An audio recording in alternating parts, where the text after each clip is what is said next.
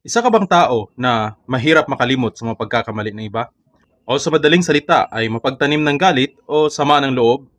Yun bang halos magtatanim ka na ng kawayan bilang tanda ng iyong galit sa iyong kapwa?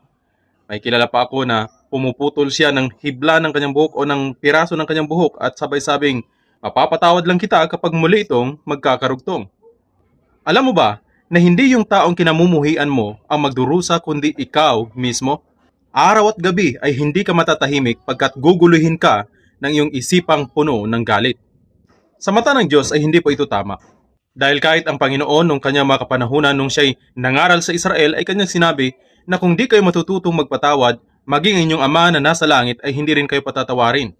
Si Apostol Pablo naman sa kanyang mga kapanahunan sa panahon ng biyaya ng mabuting balita ay kanyang sinabi, magmagandang loob kayo sa isa't isa, maging mahabagin at mangagpatawaran kayo sa isa't isa, kagaya ng pagpapatawad sa inyo ng Diyos kay Kristo. Matutong magpatawad sa iba kapag sila'y may mga pagkakamali o pagkakasala. Tandaan nating pinatawad tayo ng Diyos kahit ilang ulit tayong nagkasala.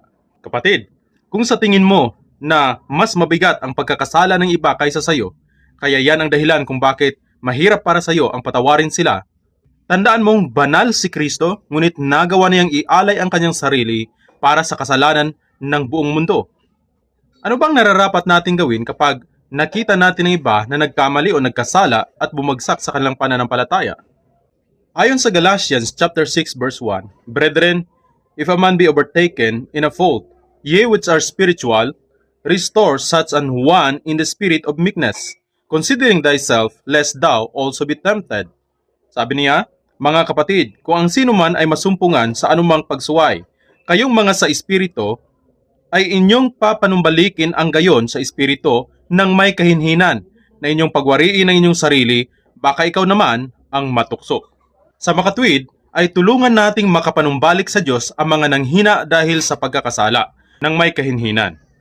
Pakaisipin natin na baka bukas tayo naman ang magkakasala.